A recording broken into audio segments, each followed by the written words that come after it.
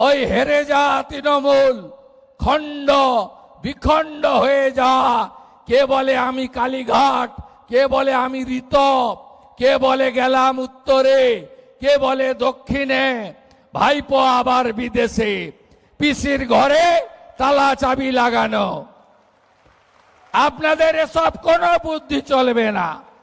আর হঠাৎ করে জামানত জব্দ হওয়া পার্টি লালবাবুরা, যারা দিল্লির যন্তর মন্তর থেকে ডরিনা ক্রসিং আর যাদবপুরের ভিতরে ঢুকে যারা মরা কান্না গাইছেন যাদবপুরকে রেখে, তাদেরও কোনো সুবিধা হবে না। শুধু দেখতে থাকুন।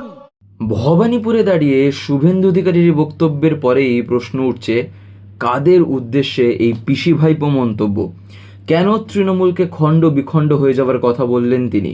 আর এই আক্রমণের পিছনে আসলে কোন পলিটিক্যাল মেসেজ দিতে চাইলেন শুভেন্দুর এই বক্তব্যটা একটু খেয়াল করলে দেখা যাবে আক্রমণটা কিন্তু একটা জায়গায় আটকে নেই। প্রথমে তিনি তৃণমূলকে নিয়ে এমন একটা পরিস্থিতির কথা বলছেন যেখানে দল নাকি খণ্ড বিখণ্ড হয়ে যেতে পারে। তারপর সেই আক্রমণ সরাসরি চলে যাচ্ছে দলের শীর্ষ নেতৃত্বের দিকে। অর্থাৎ মেসেজটা কিন্তু পুরোটাই বলতে গেলে পরিষ্কার।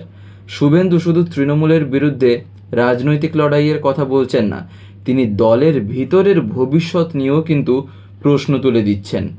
এরপর আসে বক্তব্যের সবচেয়ে কন্ট্রোভার্সিয়াল অংশ, সেটা ছিল পিসি ভাইপোকে নিয়ে।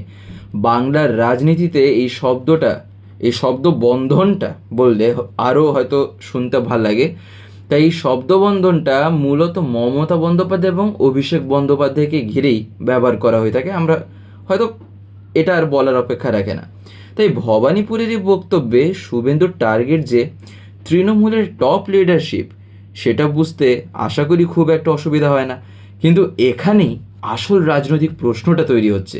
তাহলে শুভেন্দু কি শুধু মমতা অভিষেককে আক্রমণ করছেন, নাকি তৃণমূলের লিডারশিপ স্ট্রাকচার নিয়েই একটা বড় ন্যারেটিভ তৈরি করতে চাইছেন তিনি? শুভেন্দুর বক্তব্যের আরেকটা কিন্তু গুরুত্বপূর্ণ অংশ হচ্ছে রিল, মিডিয়া ট্রায়াল আর রাস্তায় লোক নামানোর প্রসঙ্গ। তিনি কার্যত বলতে চাইছেন social media campaign, media pressure কিংবা ওই রাস্তায় সীমিত সংখ্যক মানুষকে নামিয়ে ওই রাজনৈতিক ন্যারেটিভ তৈরি করলেই তৃণমূলের বিরুদ্ধে কাঙ্ক্ষিত ফল কিন্তু পাওয়া যাবে না। এখানে একটা বিষয় কিন্তু খুব ইন্টারেস্টিং, আজকের পলিটিক্সে সোশ্যাল মিডিয়া আর স্ট্রিট মোবিলাইজেশন দুটোই বড় ওয়েপন। আর শুভেন্দু সেই দুটো স্ট্র্যাটেজিকেই কিন্তু একসঙ্গে টার্গেট করছেন। সেখানে এমনকি তার এক বক্তব্যেই সেই জায়গায় এটা বলতে পারেন এক প্রকারভাবে হালিশহরে যে ঘটনাটা ঘটে, ঠিক তার পরেই ভবানীপুরেরই গল্প। তাই এখন এই বক্তব্যের সঙ্গে হালিশহরের সাম্প্রতিক রাজনৈতিক পরিস্থিতিটাকেও একবার কিন্তু আমাদের কম্পেয়ার করা দরকার। কেন করা দরকার তা আপনারা এখানেই বুঝতে পারবেন।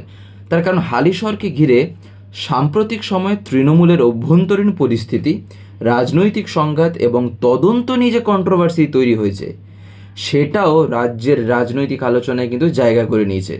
তাই একদিকে যখন হালিশহরের তৃণমূলকে ঘিরে প্রশ্ন উঠছে, অন্যদিকে ভবানীপুর থেকে শুভেন্দু প্রকাশ্যে তৃণমূলের রাজনৈতিক ভবিষ্যৎ এবং নেতৃত্বকে নিশানা করছেন। তবে দুটো ঘটনাকে একই ঘটনার সরাসরি কারণ বা ফলাফল বলা যাবে না, সেটা সময় হয়তো বলবে, আর জনগণের মতামতেই হয়তো অনেক কিছু ধরা যাবে। তবে এগুলোকে একই সময়ের রাজনৈতিক কনটেক্সট হিসেবে দেখাই কিন্তু বেশি যুক্তিযুক্ত বলে মনে হয়। কিন্তু শুভেন্দুর বক্তব্য এখানেই শেষ নয়।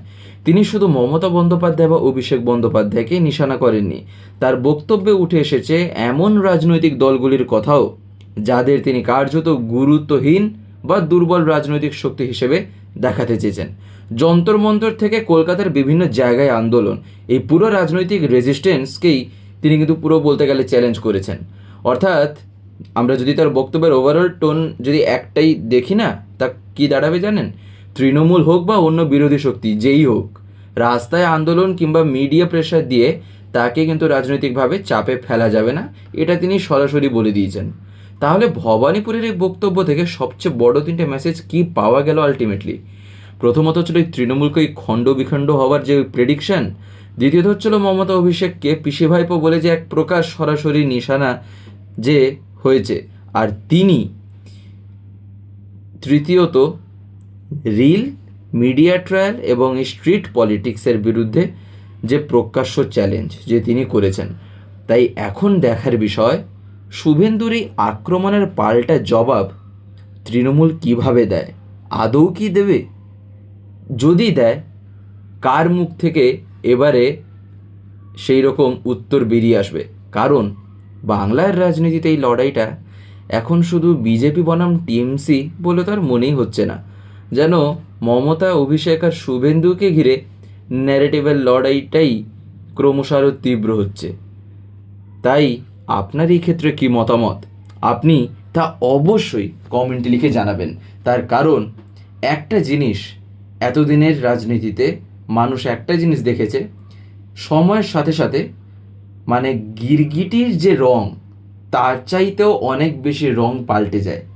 কিন্তু এই ক্ষেত্রে রাজনীতিতে কেমন ধরনের রং পাল্টাবে, আদৌ কি পাল্টাবে, যদি পাল্টায় তা কেমন হবে, সেটার প্রেডিকশনটা কি, সেটাই আপনার মতামতটি আপনি কমেন্টে অবশ্যই লিখে জানাবেন। ভিডিওটি তথ্যভিত্তিক মনে হলে লাইক করুন, শেয়ার করুন, আর যদি বাংলার সিচুয়েশন জানতে চান তাহলে অবশ্যই এই রকম সংক্ষিপ্ত ভিডিও আকারে যদি পেতে চান তাহলে অবশ্যই এই বাংলার সিচুয়েশন চ্যানেলটিকে সাবস্ক্রাইব করে রাখবেন। দেখা হবে পরবর্তী ভিডিওতে। ধন্যবাদ।